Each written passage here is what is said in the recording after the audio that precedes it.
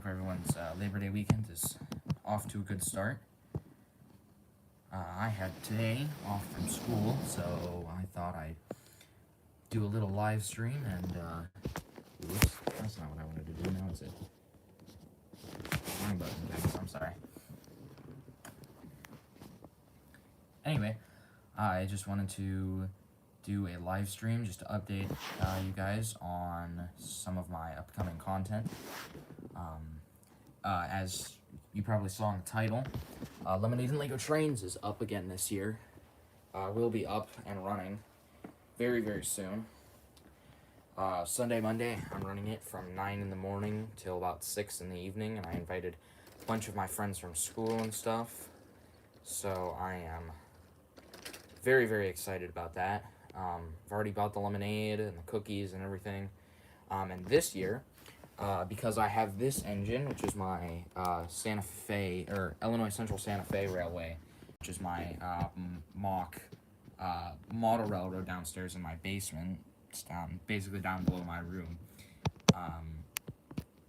It's basically that railroad, but in Lego form. It's a Santa Fe CF7, just instead of being blue and yellow, it's black and yellow. Black for Illinois Central, yellow for Santa Fe. And because I have this engine, and it's a lot slower and a lot harder to brake than these engines, it's less delicate. I mean, the roof comes off, but I'm probably going to be running it without the roof anyway, because this hole right here is way too small for the little infrared controls to get through from a distance, and I'll be outside where it's sunny anyway, so I'll have a hard time doing that in the first place. So, because of that, I am doing, I will basically be allowing people to run my trains at the lemonade stand,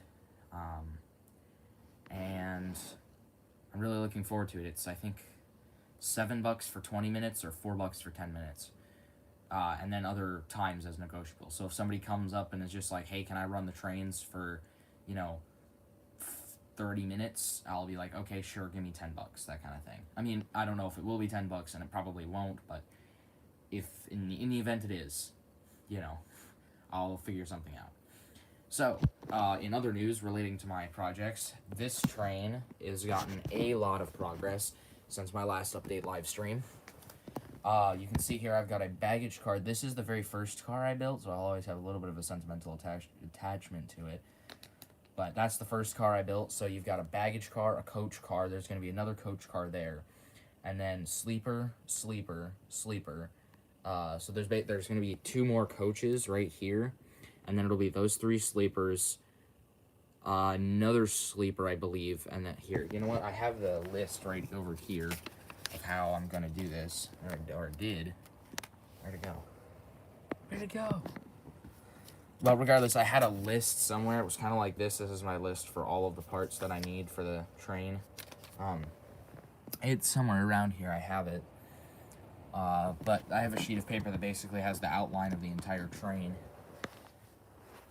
But it'll have 2 dome cars, plus a dome obs, so 3 dome cars total. I have most of the parts for the domes already. It's still definitely needs some parts. Actually, this whole tray over here is just full of parts from my trip down to Lansing, Michigan, to get Lego parts for this train. All of these Lego parts are secondhand. None of them I bought new. Actually, no, I take that back. These side pieces, like the side flutings, whatever you want to call those I bought.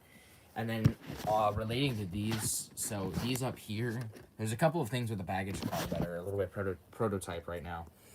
So this is 3D printed on, oopsies. This is 3D printed on my resin printer. I have a Anycubic Photon Mono 4K. It is a custom-made, you can actually check it out on Tinkercad. I have it shared publicly. It's a custom-made rounded rooftop piece. It's 8 studs long. Obviously still a work in progress. It has studs on the outside, and then it's just flat in the middle. Because if you look on all of these cars, there's nothing in the middle of them, and this is basically just notching down outside of it. And this is basically designed to just, let me get a little bit closer to the cars here. this is designed basically, let me just use this one right here, because this is the better of the two. This is designed basically to just go right on the end of it. It'll be painted gray, and it'll just be the rooftop of the car, in a sense. So, because these pieces are super expensive, these little thingies right here, because they don't make one that's a full arch, that's a 6 wide, you have to buy these individually, and so if you think about it, two of these makes one stud of full arch, which means that there's 16 of these in one. This costs me, oh, I don't know, probably like 3 cents, it's like 6 cents to print one of these, versus it's 6 cents for one of these. So I'm saving like 15, I'm saving like 0.15, that's not right, I can't do math. It's the weekend, I'm not supposed to be doing math.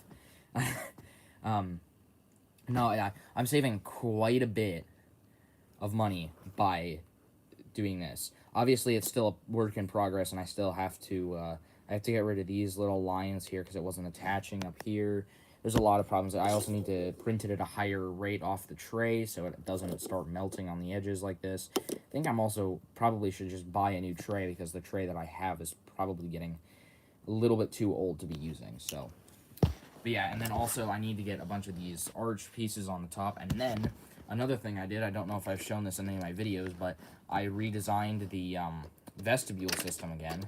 So these pieces on the sides, those are just temporary, those are just there to kind of be there. I'm not really sure what I'm going to put there, if I'm going to put a wall or something on the outside, but basically how these work is the vestibule itself is on the truck, or is on the couplers, so let me see. Yes, I can zoom in, perfect. So right down there, right in here, they're attached to it. There's like a 1x2 block, and then there's 2 1x4s that it uses, and then these pieces on the sides are on them. And then, here, I'm going to use this one, this is a better example right here. So basically, this is like your normal position, and then as the train gets slack, whoopsies, I connected. This is being problematic. And then as you get slack, as you pull on the train, it extends outward. So yes, it does definitely look better like this. It's more functional like this, and then also it's the trade-off between looks and functionality, because I wanted to have these trucks that did the slack, but I also wanted to make sure I had vestibules, because on my old cars, where did it go? Oh, there it is. On the old cars, they did not have vestibules. So this is the very last car that I have from my original Super Continental. It is the the 9653 baggage car. It's the very last one. I never even painted these things. I was gonna like hand paint those to match the stripes, and I just never got around to it, because originally I was gonna try and build the entire train out of cardboard. It was a horrible mistake. We don't really talk about that, but originally I was going to build the entire train out of cardboard pieces and then just paint it to look like it was made of Legos. Like, I would have all of the Lego bases and stuff, because I had all of those at the time, which I still have. Like, all of the bases for the entire train here, those are all bases from my old train. But then in these, those were just kind of leftovers. I was just like, I don't have doors for these frames. I'm just going to get some pieces of cardboard and cut them out. So I did, and I unintentionally made the Amtrak logo in this train because when I was building locomotives, I forgot how the Super Continentals looked, that they had a black stripe in the middle and then 2 white here, and it wasn't just solid white in the middle. So I built the engines that way, and then I basically just was like, how do I do this? I don't want to take apart the engines. I'm too lazy. So I just built this and then made the Amtrak logo by accident. But that was 2021.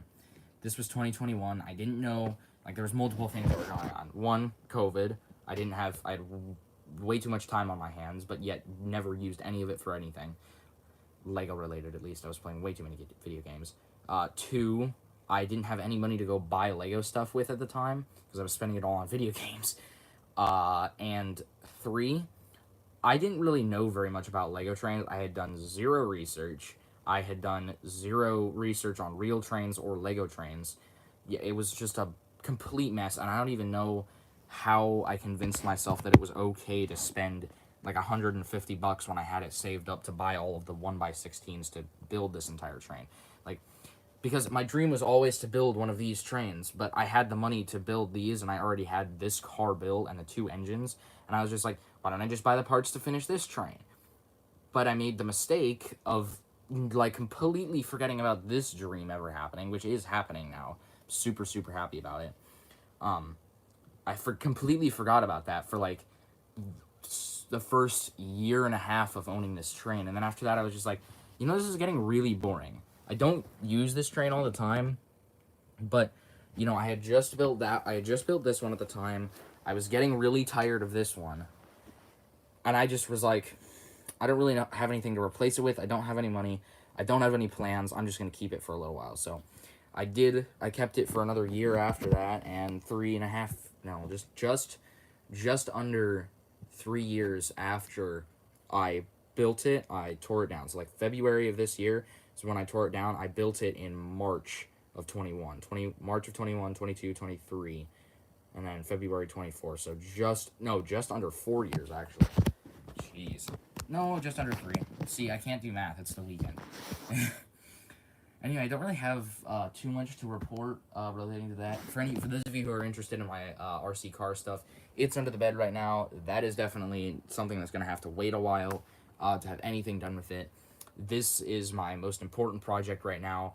And again, just to give you a little bit of timeline on this, this will be done by the time summer starts next year. That's my goal. I wanted to have it done by the end of this year, but I didn't have any money, and time was a big deal. This will be done by the time summer starts next year, I promise. And then I'll probably have a similar timeline for my CF7, or no, not C, that's the CF7, my Dash 7 with gondolas and boxcars and stuff. So, Flood Koopa 64, I see you in chat. Thank you very much for watching. The comment goes crazy though. When I have to do math, it hurts. It hurted my brains. Anyway, like I said, I don't really have too much else to report. The train station is falling apart a little bit. That'll get repaired later today. If you want a build montage, or if you want me to do a build live stream, comment down below. I will happily do it, because I don't really have anything to do today. So, yeah, the train station's in a little bit of a dire condition. I've still got the consolidated freights trailer back there, and I have a bunch of... I never told anybody about this, but I have some old, not old, but they're container cars. I need to build the containers for it with the 1x16s and the gray 1x10s that I had got up in Edmonton when we were out in Alberta this summer. But yeah, there's definitely a lot of projects I got going on, and a lot of them are going to get showcased this weekend at Lemonade and Lego Trains. So, anyway, guys, do I have anything else to report? Oh, yes, I do. I have 2 Lego vacuum engines sitting up here. One of them works okay, and the other one is just meh. So this one works pretty okay. It's a little tiny turbine engine. It's nothing much. I think I got like 7,500 RPM out of it before it exploded. The axle that I'm using in it is bent, and I haven't had anything to do with it since then. And then this one, I've never seen a problem like it on a vacuum engine before when I'm running it. So I go to run it, and it runs. It's just like da da da da da da da da da da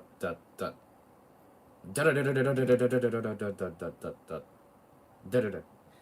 It's like it's flooded or something, but I don't really know what the problem is, because I've never seen anything like it on YouTube, and B, I am horrible with piston engines. So, and I don't know why, but like I really scared myself like 2.5 years, last summer, when I was working on Lego engines back then, when I had a piston explode and shoot right up into my eye when I was not wearing facial protection. I was wearing ear protection, and I really scared myself, so I didn't want to do it, which is why I built all of these cool engines and stuff, and then either never finished them, or never completed them, or, you know, all that stuff. It just became a big issue. So, and also, I had a comment on one of my things, I think it was my last live stream, as to why I have all these stickers on my bins. All of these stickers are leftovers from old engine projects. So, like, this entire thing, this is all of the stuff from the old Super Continental. There's some on here as well as some old Santa Fe ones. If you guys remember way back, I don't even know if the video is still posted on this channel, but before this channel existed on one of my other ones, I posted a video of two of my actually they were FP45s that I had with 3 passenger cars. I was designed. I wanted Santa Fe, but I didn't have enough gray to build an entire train, so I was like, okay, I'm just gonna make it the Amtrak Rainbow era. So I think there was like a chassis system, C&O, there was like a Via Rail car, like a blue and yellow Via Rail.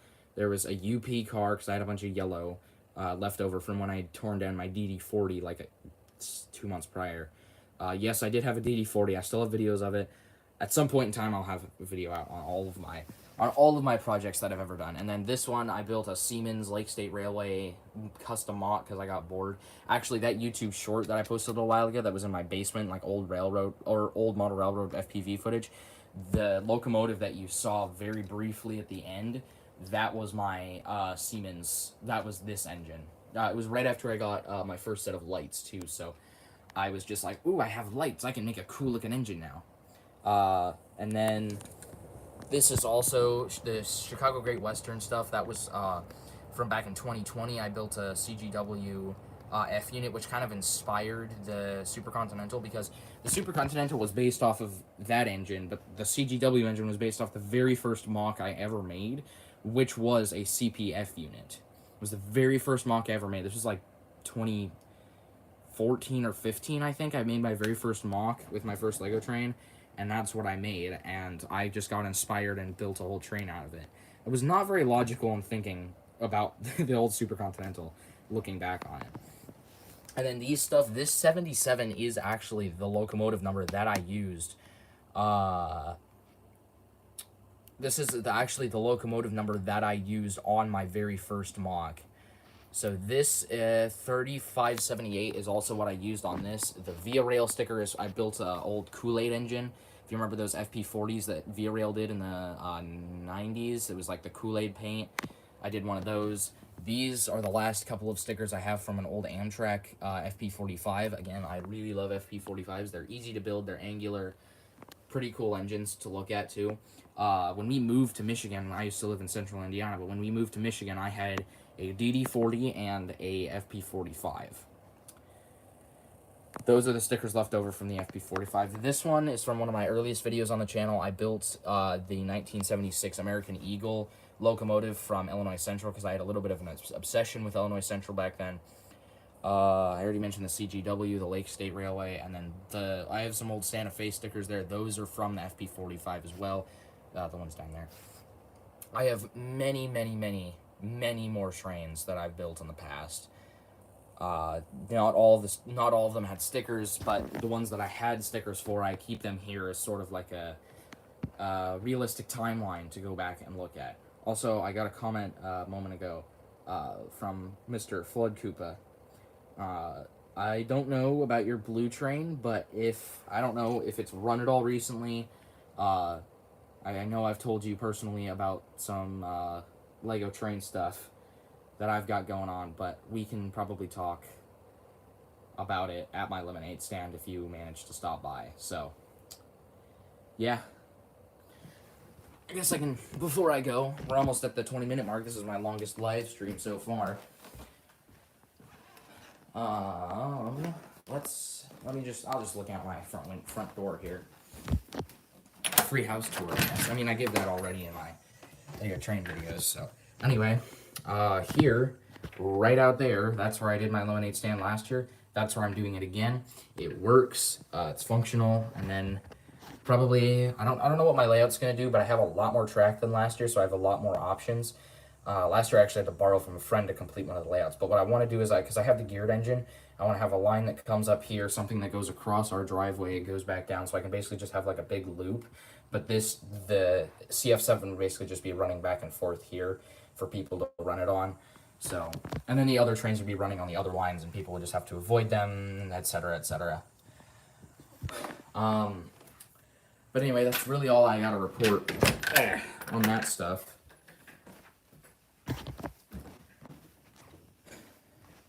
yeah, nothing else to report really on any Lego train related stuff. This will probably be one of my last layouts of 2024. I still have another video that was of a layout from earlier this year that I never posted, which I probably should. Maybe I'll post it sometime in like October. Like, remember, I think it was like February or something, I posted a video that was leftover footage from the Sunday after I did my lemonade stand. Like, I was originally supposed to only do Friday last year, but ended up doing Friday, Saturday, and I was going to do it Sunday, but I didn't really want to do it Sunday, but I still had all my Lego train stuff outside, so I brought a couple of my friends over. We filmed a layout, and then I never posted the video because it wasn't related to the lemonade and Lego train stuff. And then, like, January something, I think I posted it. Something like that. I posted it quite a while afterward. So, I might do something like that, depending on how things go with this layout from earlier this summer. But other than that, I don't really have anything else to report. The geared engine will have a video out on it shortly. I'm working on it. I'm incredibly horrible at editing. Yes, I know. I'm still editing the videos. iMovie is horrible to use, for one, and for two, I'm a horrible editor. And also for three, I've never feel inspired to edit. Like, you have to be in a very specific mood to go and edit a video, so. Anyway, I'll have that stuff out soon, I'm sure. Of course, I usually say that, and then it's like another 6 months before I get it out. But with Lemonade and Lego Trains this weekend, I'll be editing quite a bit, so I can make sure I get those videos out when the day after or the night of the lemonade stand, because I'll have live streams later this weekend. Now that I can live stream on the Train of Brick, I'll make sure I'm live streaming. At the lemonade stand, running trains, all that good stuff. With nothing else to report, I hope you guys are enjoying your Labor Day weekend and have good plans going on. With that said, I'm going to say goodbye for the day, and I'll see you guys later this weekend. The Train of Brick out, guys. See you around.